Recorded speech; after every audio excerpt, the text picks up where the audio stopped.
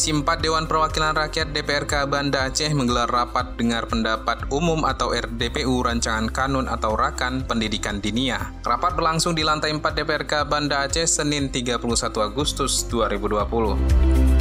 Rapat tersebut dipimpin langsung oleh Ketua Komisi 4 DPRK Banda Aceh Tati Mutia Asmara, digelar untuk menampung masukan dari berbagai stakeholder demi kesempurnaan rakan yang sedang dibahas komisi tersebut. Tati Mutia Asmara dalam sambutannya menyampaikan rakan tersebut merupakan wujud kepedulian Komisi 4 untuk pendidikan anak bangsa di Kota Banda Aceh. Ia meyakini bahwa dari pembahasan yang sudah dilakukan pihaknya tersebut akan melahirkan kebaikan bagi dunia pendidikan di Banda Aceh.